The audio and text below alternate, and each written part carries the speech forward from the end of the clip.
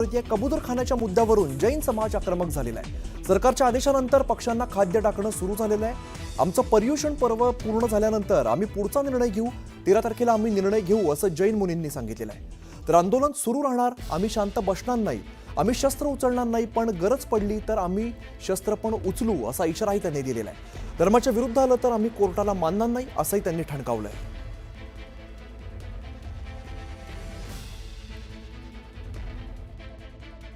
आता हा जो निर्णय आहे कोर्टामध्ये चालू आहे।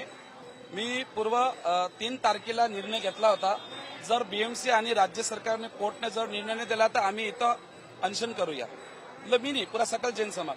परंतु मी आदेश, कोर्टाचा आदेश आणि पोलीस प्रशासनाचा धन्यवाद देतो की त्यांनी देवेंद्र फडणवीसजी, मंगलप्रभात लोढाजी त्यांनी जो भी आपले जे जैन समाजाने निर्णय दिला आहे की भाई लोकांना दाणा टाकणं चालू झालेला आहे।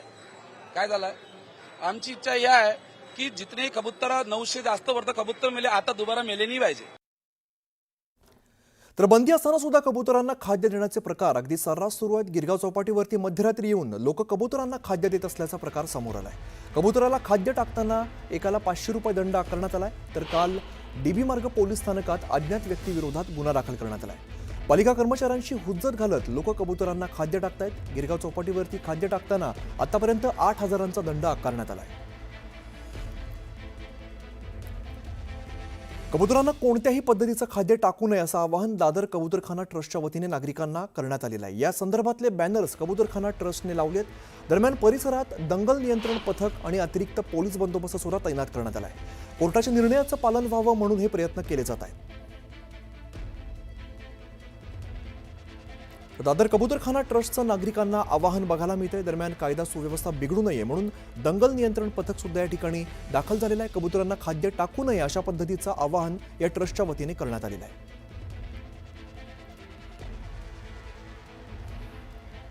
दरम्यान कबूतरांना खाद्य देण्यासाठी कोणी चुकीच्या पद्धतीने गाडीवरती बॅरिकेडिंग करत असेल तर निश्चितच त्यांच्यावरती कारवाई केली जाईल असा इशारा परिवहन मंत्री प्रताप सरनाईकांनी दिलाय। कोर्टाचे आदेश असताना जर कबूतरखाना या ठिकाणी कोणी जर चुकीच्या प्रकारे कबूतरांना खायला देत असेल तर हे चुकीचं आहे असंही सरनाईक म्हणाले।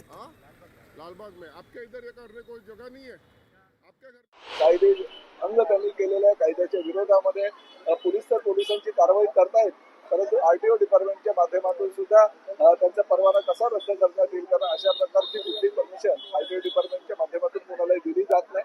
आणि असंच एक हायकोर्टाच्या निर्देशाचं किंवा सूचनांचं पालन जर कोणी करत नसेल तर आरटीओ डिपार्टमेंट त्याच्यावर कठोर कारवाई करेल। कल्याण डोंबिवली महापालिका क्षेत्रातील चिकन शॉप, मटन शॉप आणि कत्तलखाने 15 ऑगस्टला एक दिवस बंद ठेवण्याचा निर्णय घेण्यात आलेला आहे। कल्याण डोंबिवली महापालिका प्रशासनानं हा निर्णय घेतलाय। दरम्यान लोकांनी कधी काय खावं आणि काय विकावं हे कायद्याने बंदी घातली आहे का असा सवाल विचारत जितेंद्र आव्हाडांनी प्रशासनाला सवाल उपस्थित केलाय। तर ज्या देशाला स्वातंत्र्य मिळालं त्या दिवशी आमचं स्वातंत्र्य हिरावून घेत आहात का असं म्हणत आव्हाडांनी संताप व्यक्त केलाय। यांच्या बापाचं आहे का हे सगळं राज्य? काय चालू आहे आता? लोकांनी कधी काय खावं, दुकानदारांनी कधी काय विकावं, याला काय शॉप अँड एस्टॅब्लिशमेंट कायद्यामध्ये काय बंधनं दिलीत का कोणी? काय कुठली बंधन आहेत का कोणावरती? काय काय तमाशे लावलेत? म्हणजे किती किती द्वेषाच्या भावना पसरवायच्या आहेत तुम्हाला? आम्ही काय खावं कुठल्या दुकानात, आणि ते पण स्वातंत्र्याच्या दिवशी? ज्या दिवशी देशाला स्वातंत्र्य मिळालं त्या दिवशीच तुम्ही आमचं स्वातंत्र्य हिरावून घेणार? काय तमाशा लावलाय? मी अजून बोललो नाही कल्याण डोंबिवलीमध्ये, पण मी 100% सांगतो की कल्याण डोंबिवली मधला बहुजन समाज याला विरोध करणार। मी तर विचार करतो एखादी पार्टी बिल्टी ठेवूया कुठेतरी, कोंबडी, मटण, चिकन सगळ्याची पार्टी ठेवूया। तर महापालिका प्रशासनाच्या विरोधात आव्हाड चांगलेच आक्रमक झाल्याचं दिसतंय। स्वातंत्र्य दिनादिवशी स्वातंत्र्य हिरावून घेताय का असा सवाल आव्हाडांनी उपस्थित केलाय। केडीएमसीच्या निर्णयावरून हा वाद आता निर्माण झालेला आहे। चिकन शॉप, मटन शॉप बंद ठेवण्याला विरोध केला जातोय। जितेंद्र आव्हाड यांनी या गोष्टीला विरोध केलेला आहे। कधी काय खावं, कधी काय विकावं ही कायद्याची बंदी आहे का असा सवाल सुद्धा त्यांनी उपस्थित केलेला आहे। स्वातंत्र्य दिनी स्वातंत्र्य हिरावून घेताय का असा सवाल जितेंद्र आव्हाड यांनी उपस्थित केलाय। कोणी काय खावं, कोणी काय विकावं यावरती निर्बंध आहे का असा सवाल सुद्धा त्यांनी उपस्थित केलेला आहे। महापालिका प्रशासनाच्या विरोधात जितेंद्र आव्हाड यांनी हा सवाल उपस्थित केलाय. कल्याण डोंबिवली महापालिकेचा निर्णय वादाच्या भोवऱ्यात त्यामुळे सापडलेला दिसतोय. 15 ऑगस्टला चिकन चॉप मटन चॉप बंद ठेवण्याचा निर्णय घेण्यात आला. यालाच जितेंद्र आव्हाड यांनी विरोध केलेला आहे. कधी काय खावं आणि कधी काय विकावं ही कायद्याची बंदी आहे का, असा संतप्त सवाल सुद्धा त्यांनी उपस्थित केला आहे. व कल्याण डोंबिवली महानगरपालिका क्षेत्रातील महानगरपालिकेतील नागरिकांना आपण असं आवाहन केलेलं आहे की 15 ऑगस्ट स्वातंत्र्य दिनानिमित्त जे लहान आणि मोठ्या जनावरांचे कत्तलखाने आहे ते पूर्णपणे बंद ठेवण्यात येणार आहे.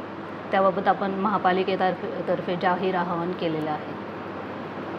लहान म्हणजे कोंबड्यापासून ते सर्व चिकन शॉप मटन शॉप आणि मोठ्या जनावरांचे जे कत्तलखाने आहेत. पुढच्या मोठ्या बातमीकडे वळूया. देशभरात 3 नव्या वंदे भारत एक्सप्रेसचा पंतप्रधान नरेंद्र मोदी यांच्या हस्ते ऑनलाईन पद्धतीने शुभारंभ करण्यात आला आहे. नागपूर पुणे कटरा अमृतसर आणि बंगळुरू बेळगाव अशा 3 वंदे भारत ट्रेन यांना मोदींनी हिरवा झेंडा दाखवलेला आहे आणि नागपूरच्या अजनीवरून पहिली वंदे भारत ट्रेन पुण्यासाठी रवाना झालेली आहे. केंद्रीय मंत्री नितीन गडकरी आणि मुख्यमंत्री देवेंद्र फडणवीस सुद्धा यावेळेला नागपूर रेल्वे स्थानकावरती उपस्थित होते. अजनी पुणे वंदे भारत एक्सप्रेस वर्धा बडनेरा अकोला शेगाव भुसावळ जळगाव मनमाड कोपरगाव अहमदनगर आणि दौंड कॉर्ड या लाईन मार्गे पुण्याला पोहोचते. नागपूर रेल्वे स्थानकावरून ही 3री वंदे भारत एक्सप्रेस सेवा आता सुरू झालेली आहे.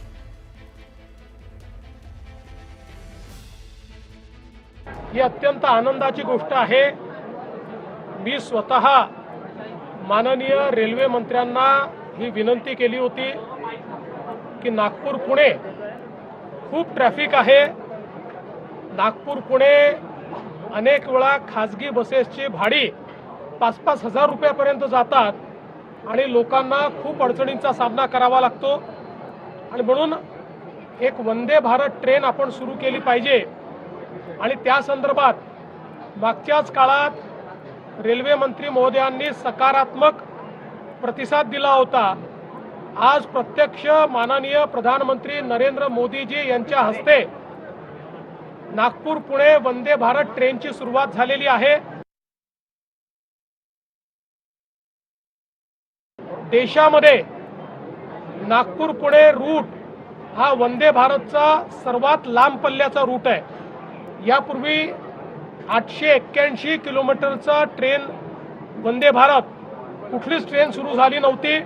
त्यामुळे ही देखील एक महत्त्वाची गोष्ट आहे की अतिशय वेगाने आणि अतिशय चांगल्या सोयीने युक्त अशा प्रकारे आपल्या नागपूर आणि पुण्याच्या प्रवाशांना याच्यामध्ये प्रवास करता येईल. केवळ 12 तासामध्ये हा प्रवास पूर्ण होणार आहे.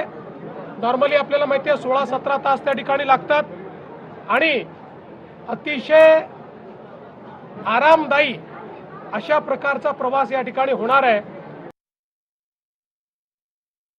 नगरवरनं ट्रेन दौंडला जाते, दौंडवरनं पुण्याला जाते. एक प्रकारे 100-125 किलोमीटर डी-रूटिंग केलं जातं.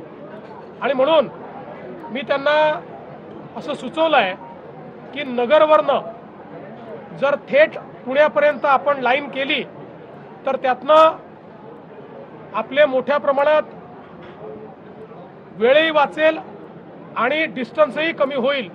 आणि त्या संदर्भात पुढच्या काळामध्ये रेल्वे मिनिस्ट्रीशी चर्चा करून त्यांच्या माध्यमातून हेही काम आम्ही करतो.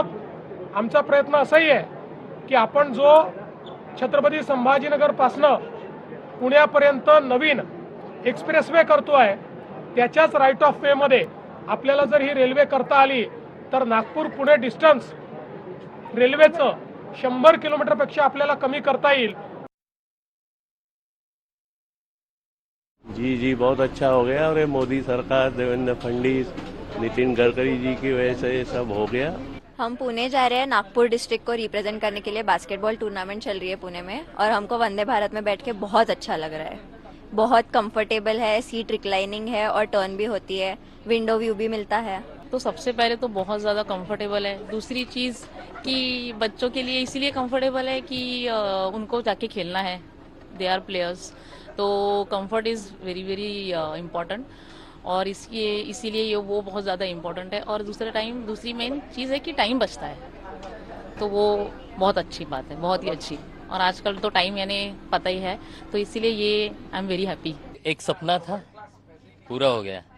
जैसे हर एक इंसान का एक सपना होता है कि जो भी चीज़ हो अच्छी हो, लाजवाब हो, और ये वंदे भारत के माध्यम से लाजवाब चीज़ हमें मिली है। इसकी देखरेख, इसकी सुरक्षा, ये सबकी जिम्मेदारी है। बहुत अच्छी ट्रेन है एंड फर्स्ट ऑफ ऑल जो अच्छी अंदर चीजें हैं काफी साफ है, अभी तक तो है, but I request all the people, everyone watching, कि जो हमें साफ मिल रहा है we keep it clean and we help the government to grow. काफ़ी सुविधाजनक है और सबसे पहले तो इंडियन गवर्नमेंट्स और इंडियन रेलवेज का शुक्रिया अदा करना चाहेंगे हम कि इतनी अच्छी फैसिलिटीज़ मुहैया कराई गई है।